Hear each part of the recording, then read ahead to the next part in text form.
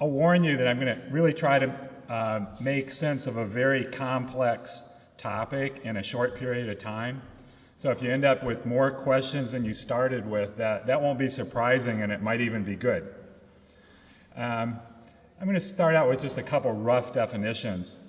And one is, psychosis can kind of roughly be considered to be experiences of new perceptions, meanings, and interpretations, especially about things that are kind of like really fundamental and they're outside of conventional reason and mundane cultural norms.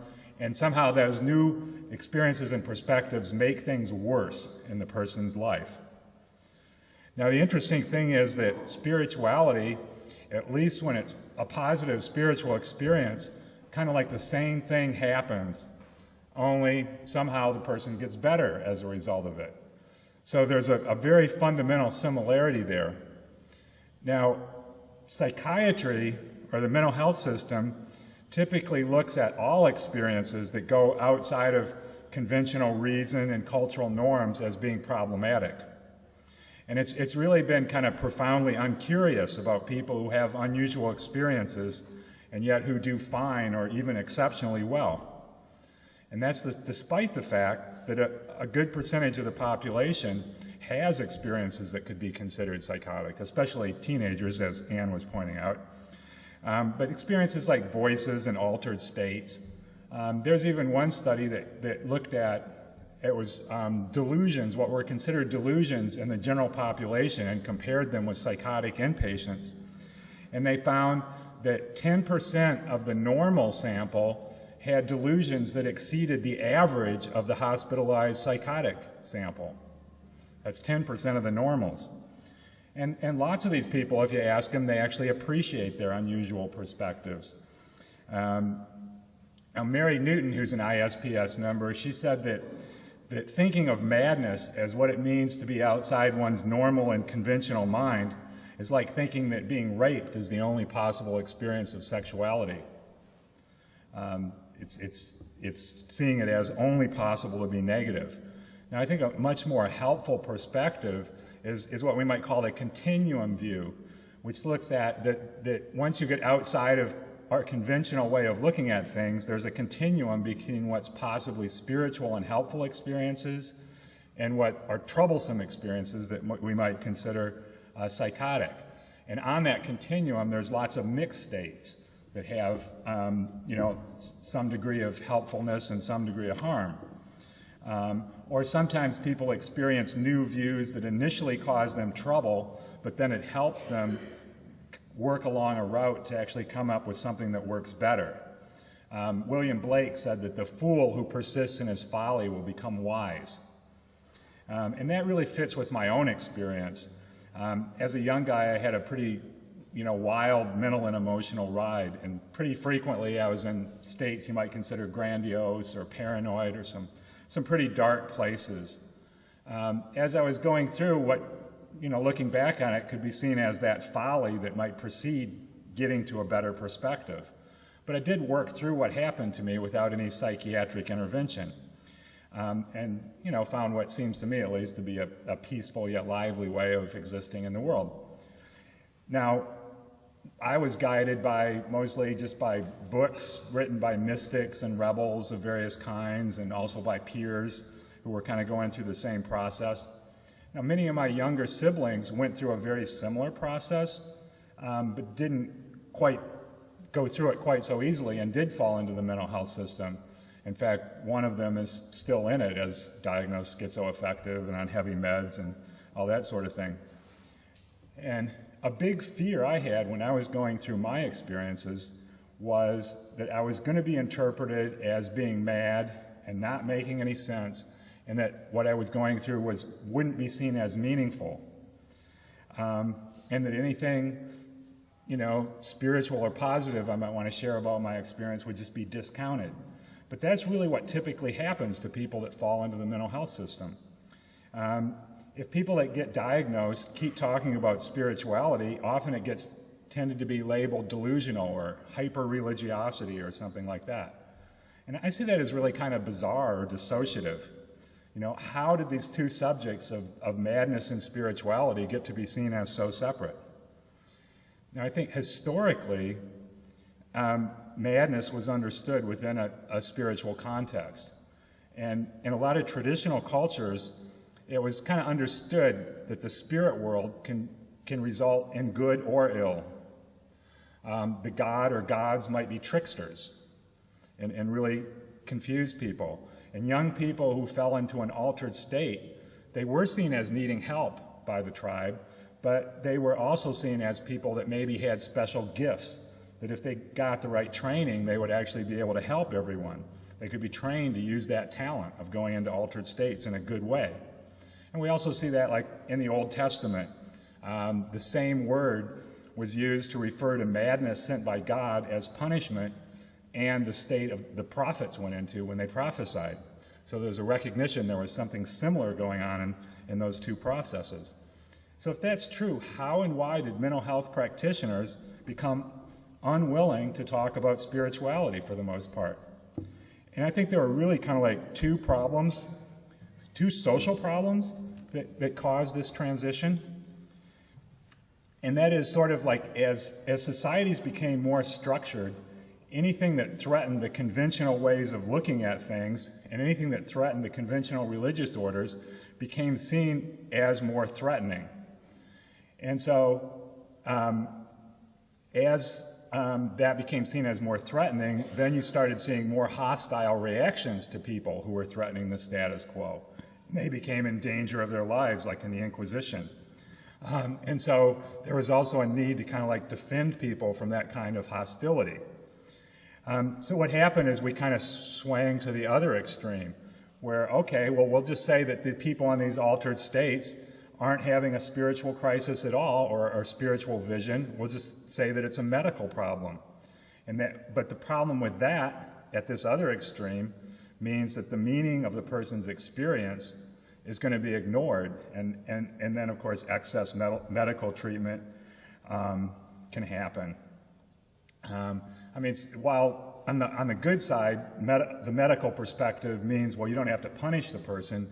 In actual practice, a lot of the treatments that have been offered have been kind of indistinguishable from punishment anyway.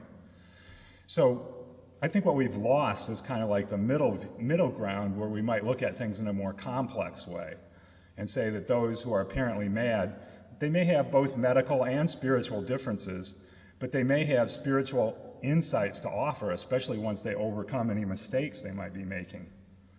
Now, once psychiatry got involved, one thing you had is, that the people in charge had to justify their authority.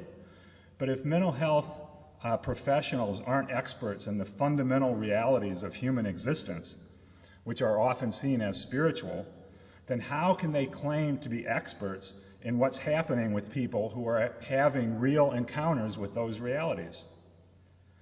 For example, if we start admitting that spiritual concerns are part of what goes on in psychosis, then we might start wondering on the basis of what authority can psychiatry say that if the experience of God is consistent with what's going on in a given culture, then that's fine. But if the experience is unusual but accepted by a subculture, then that's a little questionable. And if the experience of God is idiosyncratic, why, that's surely illness. How can psychiatry justify being able to say that? Now, religious authorities also aren't often too keen at seeing psychotic experiences having anything to do with spirituality. And there's a few reasons for that. One is people's experiences might challenge dogma. And another is that if people are lost in experiences that are seen as having a spiritual dimension, but if the religious leaders don't know how to help them find their way, then that sort of suggests the religious leaders don't fully understand the realities that these people are struggling with.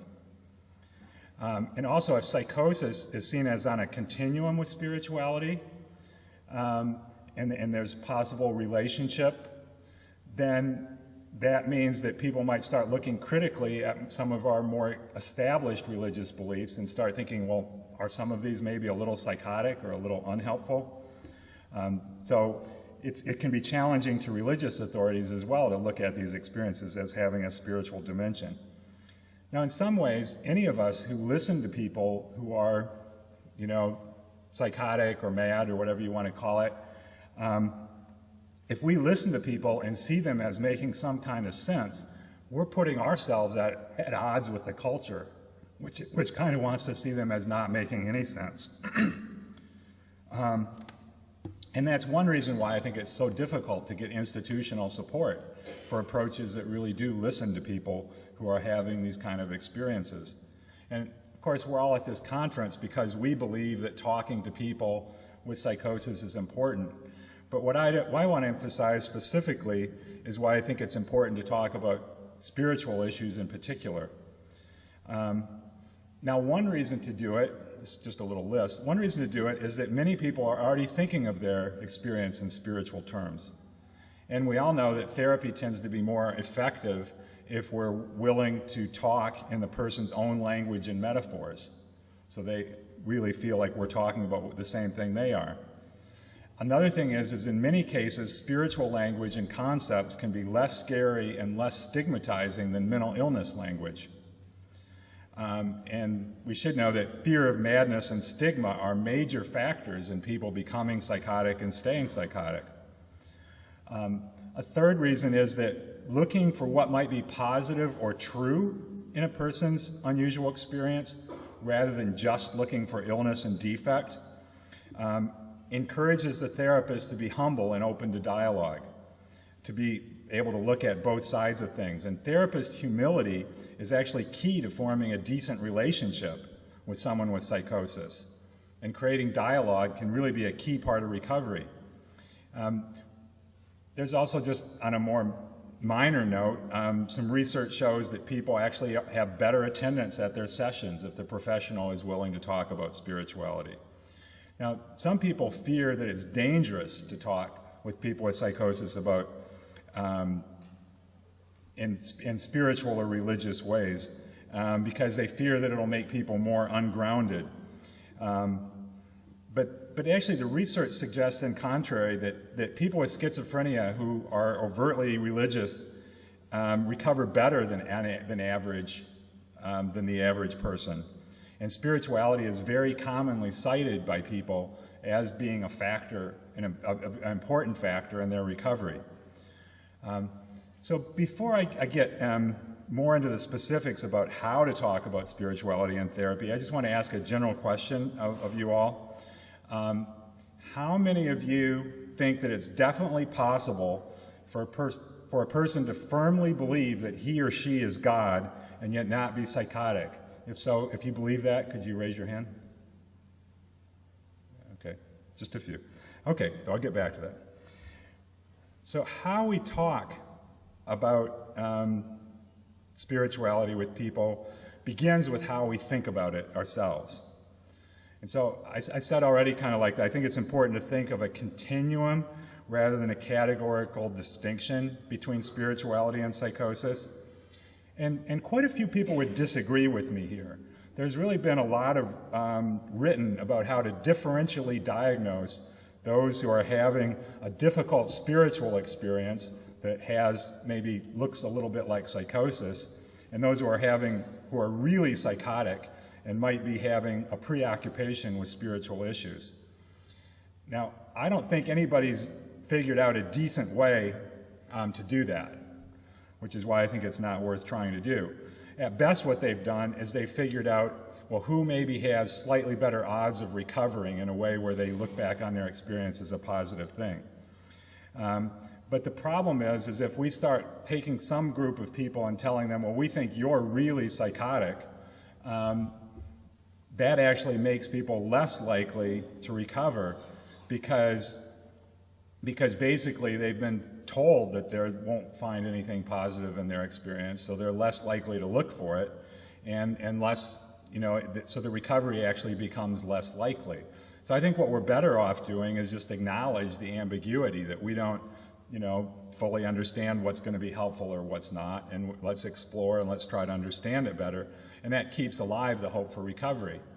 Now, some people would say it's important to distinguish spiritual experiences from psychotic experiences because they have this idea that spiritual experiences are caused by some encounter with a spiritual reality, while psychotic experiences are caused by things that are generally damaging, like, drugs, trauma, sleep loss, all that kind of stuff. But it's really more ambiguous. I mean, the sorts of things that cause problems to the brain or that are generally damaging, like I was mentioning, drugs, trauma, sleep loss, fasting, isolation, all those things can lead to spiritual experience as well. And to make it more complex, people who are on a spiritual quest commonly seek out some of those kind of factors in order to intensify their experience. They will isolate or fast or use drugs or whatever to amplify their spiritual experience. And sometimes it'll go over into the psychotic because they amplify it a little too much. So what I think makes sense is just to conceptualize that whenever we get thrown out of our usual way of thinking onto that continuum between psychosis and spirituality, that little factors can then influence how we move along that continuum. Does it end up being a more experience we work through and integrate, or does it end up with an experience that causes us more problems in an ongoing spiral? That's kind of an open-ended question. And of course, what we're trying to do in therapy is help people work towards the more positive end of the continuum. Now, when I try to understand psychosis in general, I think one of the most helpful ways of looking at it is in a way consistent with complexity science or a whole systems point of view. That's where we look at multiple factors from biological to social and see them as interacting in complex, nonlinear ways. And where we consider other aspects of complexity science, such as self-organization, emergence. In particular, I'd like to point out that the whole concept of a self-organizing process is strikingly similar to the concept of a spirit. And so the old notion of madness as spirit possession and a more modern notion, which might be something like dissociated mental and emotional content that self-organizes into its own identity state, those two are basically two ways of describing the same process. They could be looked at that way. So in general, I think it's important to consider how spiritual or even psychotic sounding language might be a different way of talking about the same things that we might be used to talking about using different language or different metaphors. So rather than frame people as talking about a separate world or as talking about entities for which there's no evidence, we can look at it from trying to understand, well, what dynamic are they really talking about? For example, someone says, I'm possessed by an evil spirit. Well, what if we translate for ourselves into maybe the person is saying something like they have a self-organizing dynamic or process inside of them, and it appears to be strong, and it's moving in a direction opposite to their conscious self. So that's totally different to look at it that way compared to the common mental health system approach, which is just to see the evil spirit idea as being a delusional belief, and then insisting the person adopt mental health concepts like I'm mentally ill and that's what's causing my experience. So instead of disputing whether there's an evil spirit present, instead it might be more helpful to explore beliefs about the power of the spirit and what's possible in coping with experiences like that, and how do other people cope with experiences like that. So this idea that our clients might be talking about something that's perfectly real, and yet they're using language and metaphors that's different than that which we commonly use, can really be a basis for respect. And I think that's something even professionals that are atheists can do. Instead of identifying idiosyncratic spirituality as being a delusion, they can consider it as maybe having some real meaning and then trying to grasp what that might be. I'm definitely not saying that I think there's any need for the therapist to have any specific spiritual beliefs or endorse any dogma. I think the key part is just being able to see that spiritual ways of talking about things is potentially meaningful. They can be seen as talking about some aspect of reality. Maybe it's put into different concepts and metaphors than we typically do in secular society and science. Now, I also think it's helpful I don't think we want to get stuck ever in talking in just spiritual language either. I think it helps to be able to translate and put things more than one way. And because sometimes we have people that might some of the time be thinking in spiritual terms, and other times they think in more secular terms. So if we can help translate, that can help. Or sometimes I talk with groups, and some people in my groups are very spiritual and religious, and other people in the groups aren't at all. So I just try to translate. So a really simple example might be, let's say I'm talking about just how to regulate worry, and how to regulate worry by accepting the limits of personal control. So I could generally talk about the need, how we all need at a certain point to just let go of things and see it as it's now up to the universe to see what happens, and that sort of thing. But then I might point out that that's also consistent with what the Christians seem to be doing when they accept that now it's up to God, or what the AA people do when they turn it over to a higher power. And I'm not saying that these things are the same, I'm just saying they kind of seem to be the same. And someone might see it differently and say, oh no, it's not the same, it's different, and that's fine. But I'm pointing out there might be similarities, or it seems kind of similar to me, and then letting the dialogue continue. So I think the key thing is for us not to impose our own either spiritual or non-spiritual approach in language, to have some flexibility, to be able to see things more than one way. We can talk about spirituality without coming across as spiritual experts. And that keeps us out of any head-to-head conflicts on dogma. Along those lines, I think it's better not to come across as being affiliated with any specific religious or spiritual group. I think one really key thing is that for us to hold on to our own knowledge with a sense of humility. We really need to step outside of our own dogmatic views so we can understand how other ways of seeing and thinking might also have some validity. If we see our own maps and concepts as being just one way of describing things, then we can be open to learning about other ways of describing the same territory, and maybe even be open to seeing those alternatives as being possibly better in some sense. And then we can really listen to people diagnosed with psychosis with a kind of respect. I think this, in a lot of spiritual approaches, there's actually a real value put on not knowing or being able to suspend judgment. And one story I like to tell, it's an old Taoist story. It's about a farmer whose son found a horse. And all the villagers came around that evening, and what a wonderful thing, your son found this horse. Look at all the ways you'll be able to take advantage of it. And the old farmer was just kind of like, well, maybe. And the next day, the son was trying to ride the horse, and the horse threw him and broke the son's leg. And then everyone came around in the evening and, oh, what a horrible thing that your son found this horse. Now your son won't be able to help with the harvest. He's laid up for months. The old farmer's like, maybe. And the next day, all the army recruiters came to recruit all the able-bodied young men to go off to war and probably not come back. And of course, it's just things, we don't really know the ultimate meaning of things because it's always turning out, or there's always a larger context that's as yet unknown. And so if we can take that approach of not knowing for sure, especially with something as tricky as psychosis, if we can just not always know, that really, for one thing, that models for our clients how to not know as well. And so like what Richard Bentall was saying, we've got people jumping to conclusions as a major thing as psychosis. Well, if people can learn to not, if we can suspend jumping to conclusions and not know, we're modeling for them how to not know.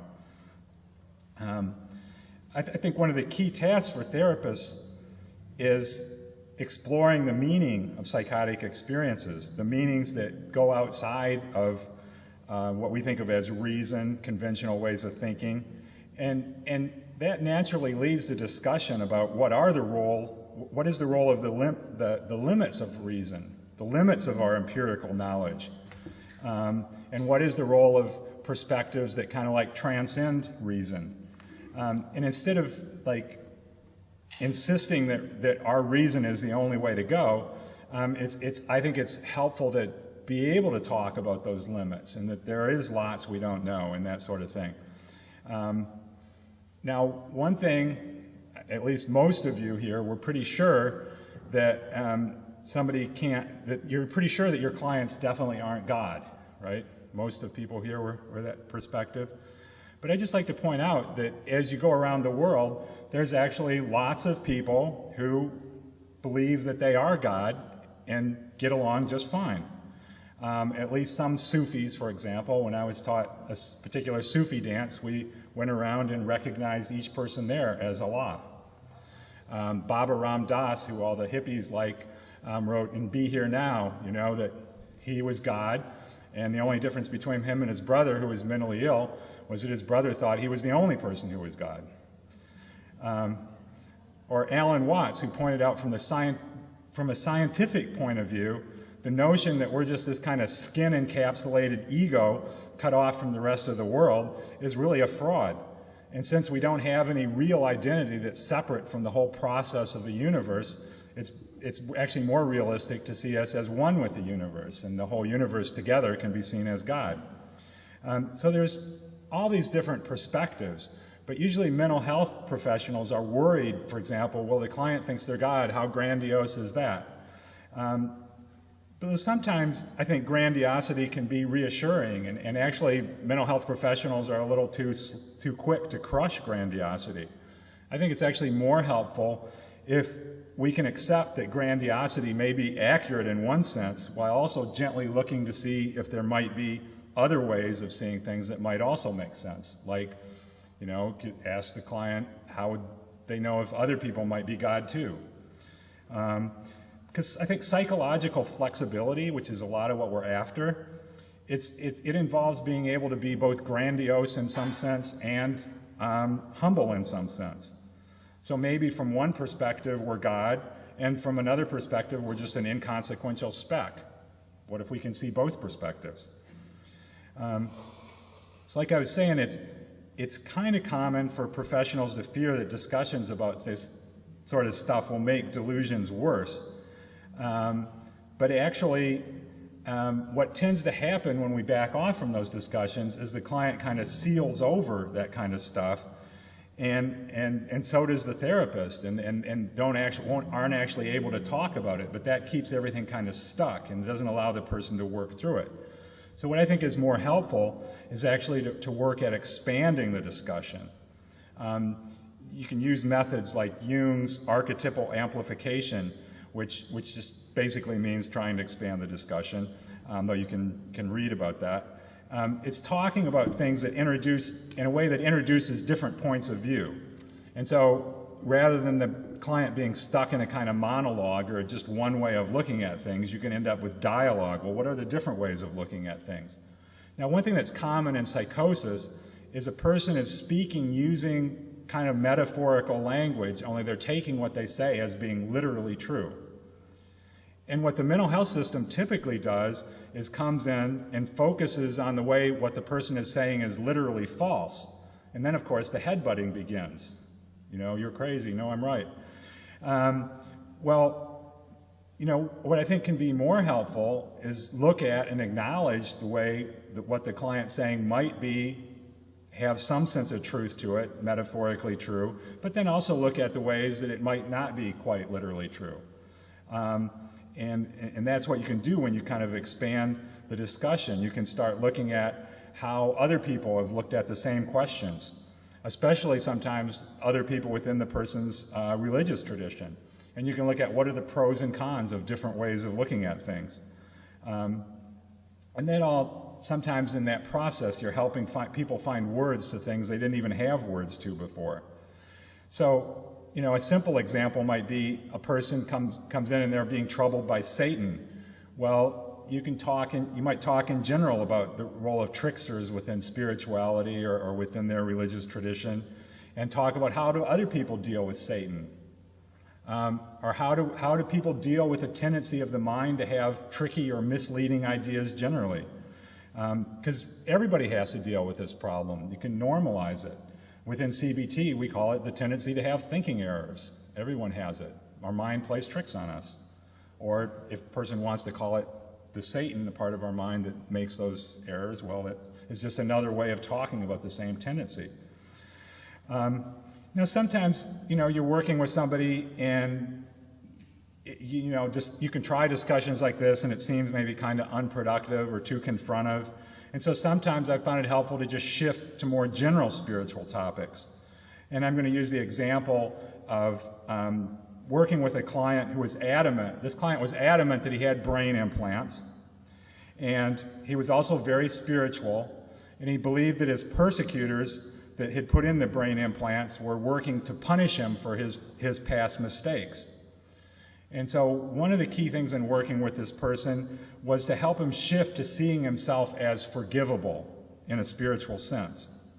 And we did that kind of like by exploring the history of what led to him feeling like he did and what he thought he did wrong, which turned out to be very intertwined with his trauma history.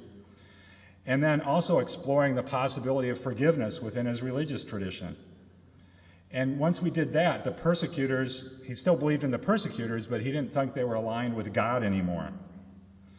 And then we looked at how could he learn to be less reactive to the persecutors, who he thought were always sticking things in his head, or even the possibility of forgiving the persecutors.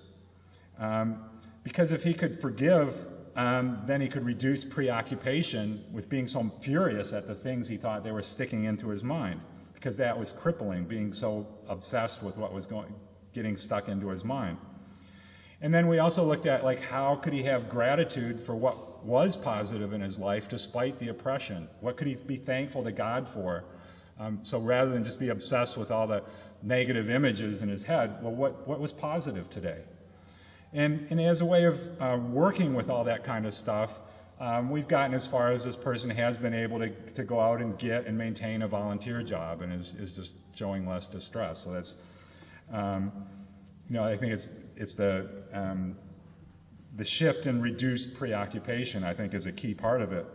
And I think this whole idea that I've just been talking about of being able to forgive enemies or be compassionate towards them can also be really helpful with people who are hearing voices and tend to take a real combative stance towards them. So if people do have that within their spiritual tradition, that can really be helpful. And there's also sometimes, the person is talking about spiritual beliefs, and sometimes you can just work with it in a way where you shift from the spiritual belief into more psychological issues. David Kingdon used the example of the client is, let's say, believes that God is talking to him. And so the therapist asks, if others believe God spoke to you, why would that be important to you? And the client answers, well, I get respect. Well, from whom in particular? Well, from my father. Well, then you could propose talking about the father. But just by being willing to talk about the issue, you've uncovered something that is connected with the client's personal concerns. So what you're really doing in this whole process is you're helping people expand and rethink their views rather than surrender their independent thinking. And that's the problem with the label and drug approach, is it kind of gets people to shut down their own thinking and just concede, okay, you guys are right, I'm going to give up my thinking. So another possible approach that I want to cover is where you actually bring up with the client a view of psychosis which connects it explicitly with spiritual possibilities.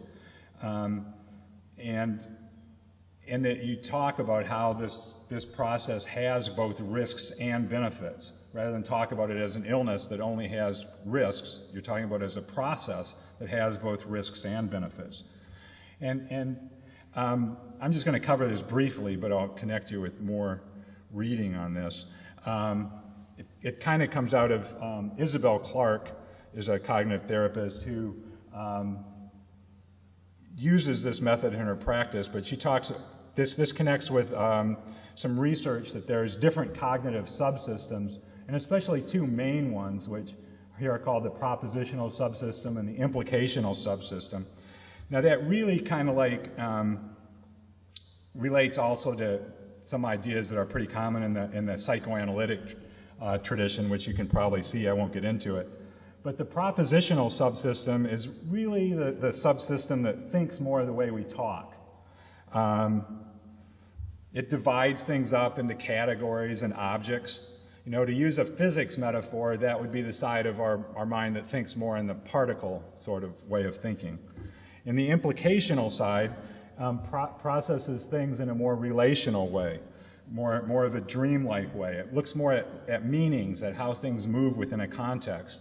To use a physics metaphor, that system focuses more on the wave aspect of things. Now, in our everyday waking consciousness, these two systems tend to be integrated. But when we're in a kind of a low state of arousal or a really high state of arousal, like when we're overstressed, then they aren't integrated. They become desynchronized.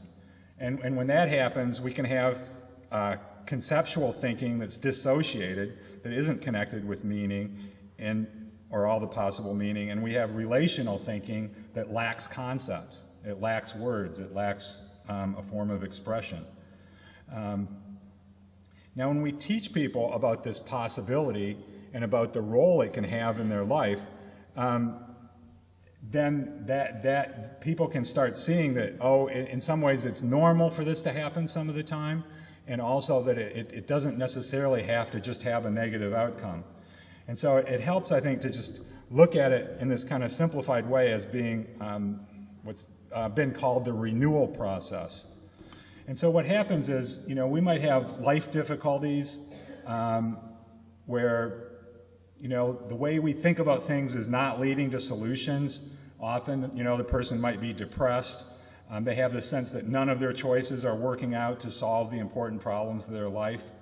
And that can lead to the construct system breaking down. Also, sometimes the construct system breaks down due to just insults like too many drugs and too many sleep loss and all that kind of stuff. But a lot of things can lead to the construct system breaking down.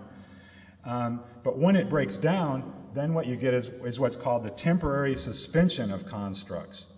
And at that point, the relational mind might be dominant, the part of our mind that can think, but it just doesn't have any words, it doesn't have any concepts, it doesn't have... And that kind of way of thinking or processing things has been called a lot of different things. It's been called the transliminal. I think it sort of like relates to what Michael Robbins calls the primordial, noetic, that kind of stuff. And then anyway, after the person goes through the stage 2, they go through a construct restructuring, where they start putting things back together. And that's where it gets interesting, because that can either be done in a good way, or it can be done, especially if it's done under stress, or without the support of other people. There tend to be a lot of errors, which then lead people right back to where they're faced with problems they don't know how to solve, and it's just a construct system that doesn't work very well. And so people can end up in a loop where they're kind of stuck in this process. And that's, that's kind of like the overview. There's been a lot of different metaphors that have historically been used for this process. You know, it's been called the death and rebirth, both of self and the world. It's been called the hero's journey, which involves the stage of separation and initiation and then return. Or in the Eastern tradition, it's just been really quickly outlined in the phrase, first there is a mountain, then there isn't, then there is. Because in that middle stage, it's like fixed things don't exist. And this process could happen at different depths and intensities. Now, what happens with the mental health system when this kind of breakdown happens is the mental health system tends to be afraid of the whole process, and so they tend to rush in and try to just suspend it. And so drugs are given that slow the thinking or make the person not have much initiative, reduce salience, as Anne was saying.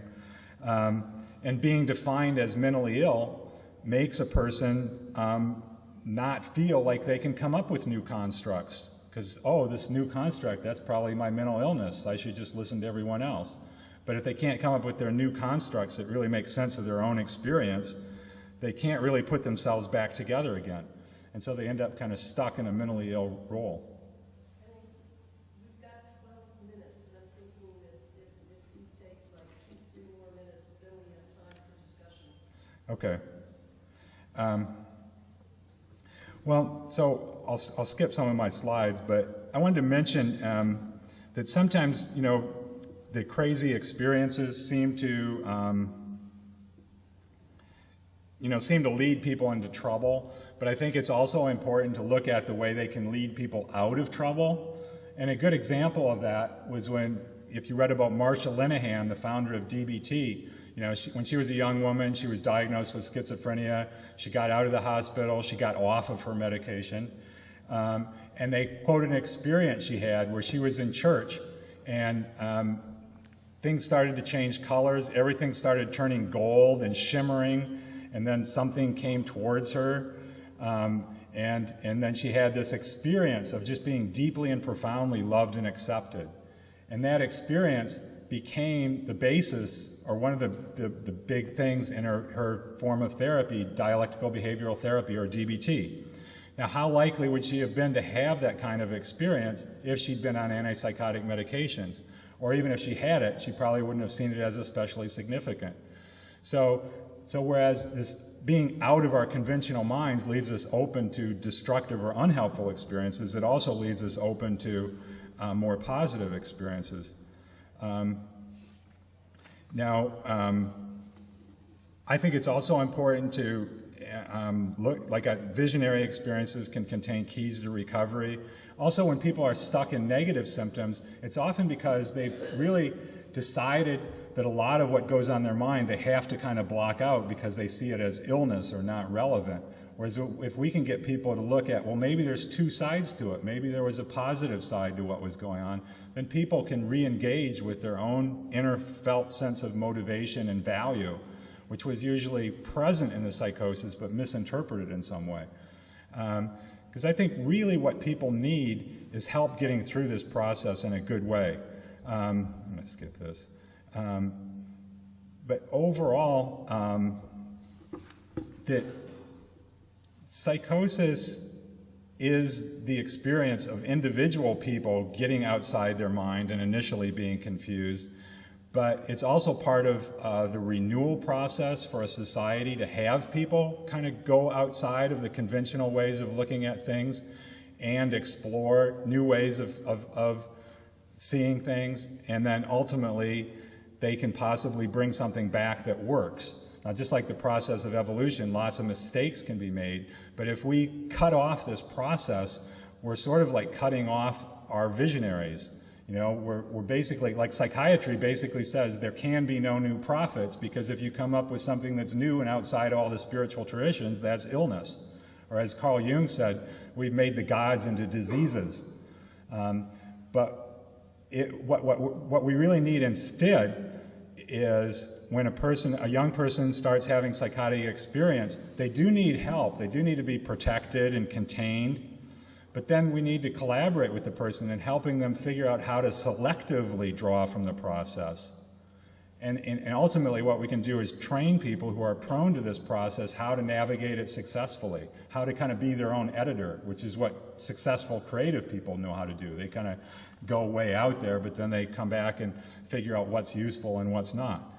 You know, ultimately, it's not just we need a better mental health system for the people that suffer in it, but we need a better mental health system for the whole society so we have a better relationship with visionary experience in general.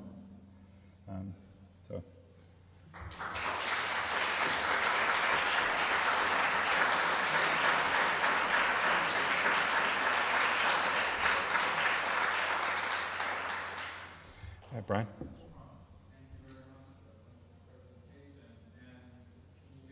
Yeah. Check. He had a series of hospitalizations. He tried to hang himself. Thank you, Ira. He tried to hang himself while he was at the hospital in New York where he was staying, and he was in a very bad shape, really very distressed. And then he started telling, I went to visit in the hospital, I did some sessions there. He started telling me something happened to him in the hospital, and he didn't want to share it with me. And I noticed his symptoms and his distress started going down. And then, you know, he came back as an outpatient. We continued working twice a week, we still do. And he eventually started telling me, he was very cautious about telling me because he thought I would pathologize his experience. And people were telling him he's too much religiosity, and it's going to make him more psychotic. He was very delusional, persecutory delusions. And he told me he's now joining the Baptist church. He's a Caucasian guy, and that he had an experience. He told me a little bit about it. It's similar to what you were talking about, Ron, with the, was it Marsha Leninhan? Feeling this deep sense of being loved and being able to love, because he never was able to experience himself as being able to love. He was filled with hate. Hate for himself, hate for his family, blah, blah, blah. Hate for me. And I watched this guy transform. He asked me what I thought about Jung. I said, go for it, And he joined the Baptist church, and he had this transformation experience. He's no longer psychotic. And it's not like he's a rigid fundamentalist type guy. He's very open. He's challenging the Baptist church views on homosexuality. I mean, he's become a real individuated presence. And if everybody treated that experience as part of his delusional system, I don't think he'd be where he is today. There's no trace of psychosis. He is on antipsychotic meds. He's taking Clozaril and Abilify. But he was on that for years, and he was still very, very psychotic. It was only after that experience in the inpatient unit that I saw a change, and I was very closely, in contact with him. Yeah, thanks for sharing that. Hi, thanks for sharing your perspective. I find myself talking with patients frequently about spirituality and religion. I find it comes up quite a bit. I just have some question about your definition of psychosis, though, because to me, psychosis is not just having unconventional thoughts and ideas.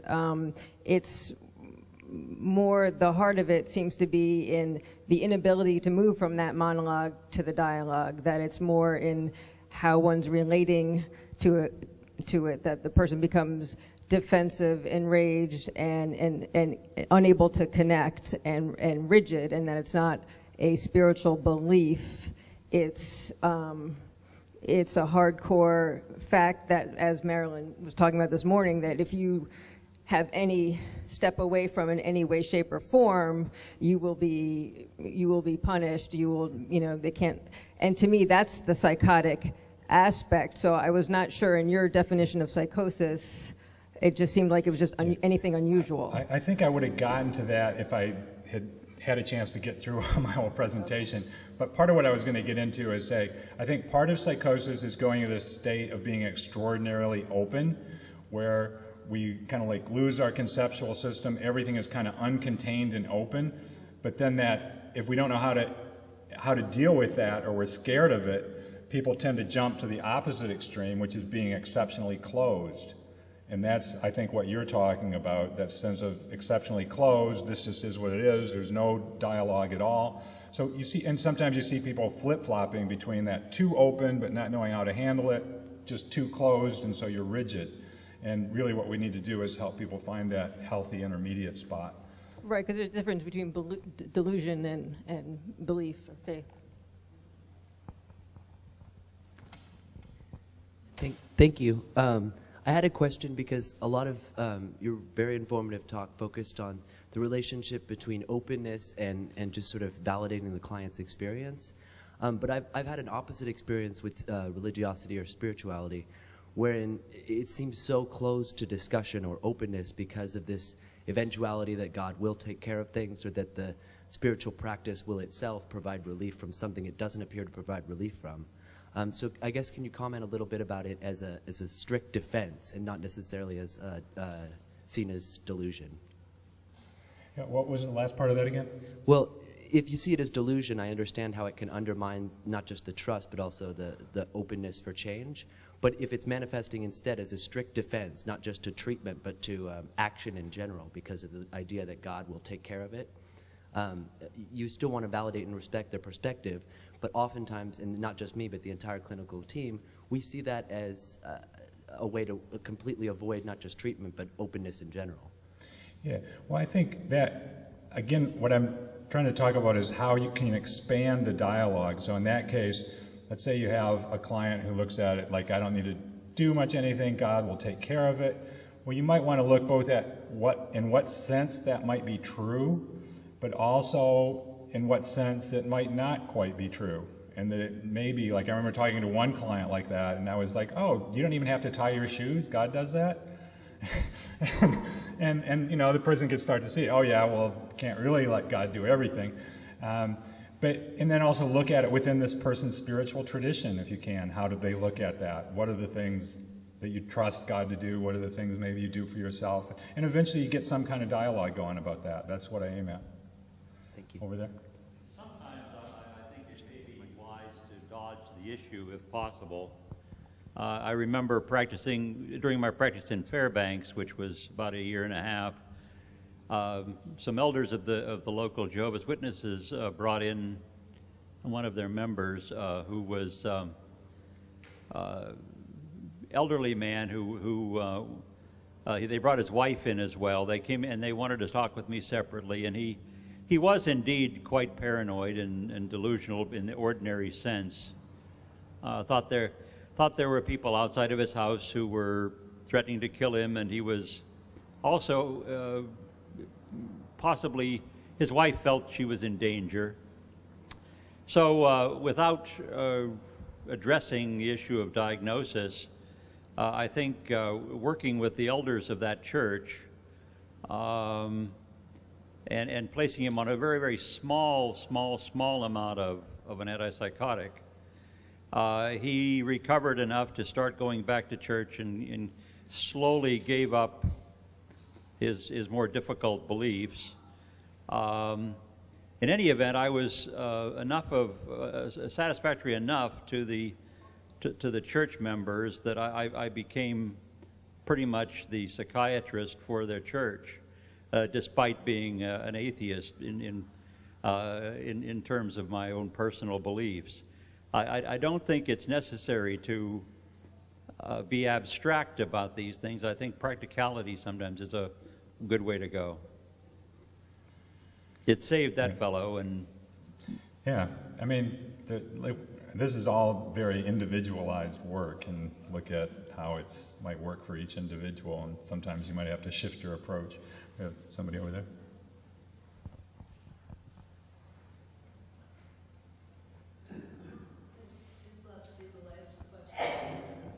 Okay. Thanks for your talk. It triggered a whole series of associations. I think it's hard. I can't answer the question of whether I think it's okay if someone says they're God, because it's not. You don't want to beg the question of what it means to be God.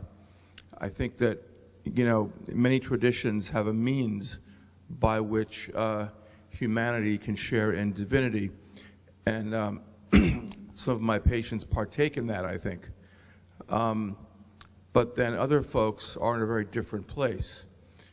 It's clearly compensatory. It's clearly about being powerless and wanting to be the most powerful guy. And God's the most powerful guy. Therefore, I'm God. Yeah. It's a very unsatisfying place to be in the long run. I don't actually really question that, because in my young experience, I identified as God and as being personally capable of reconstructing the universe. And I think I toned myself down since then, but I think actually overall it was a very positive experience to be able to have that identification with divinity. I'm glad it was for you. I will tell you though. I know it's how you do it, and that's what I'm saying. In talking with people, I think we can help people find a positive way of doing it, because there are lots of negative ways to do it. If I could just finish, you know, the man who was most convinced that he was God on my ward suffered the most, because being God, it's a lot of responsibility. It's a big job. And on September 11th, 2001, he had a very, very bad day, because it was all his fault. And it was awful. It was awful. So there's a wide range. There's a real polarity there in that continuum. You know, just some odd things occurred to me too, just randomly. On my ward, we have a crew of Muslims, and they support each other in their brotherhood. They seem to be looking to keep themselves in line and kind of under control and on track. They do the prayers, they go to Juma, they support each other. The Christians, and I know I'm generalizing a little bit, but the Christians seem to be looking for something else. They're looking for identity. And the other thing I noticed is that if you're reading the gospel, if you're a Christian and you're reading the Gospels and talking to me about that, that's one thing.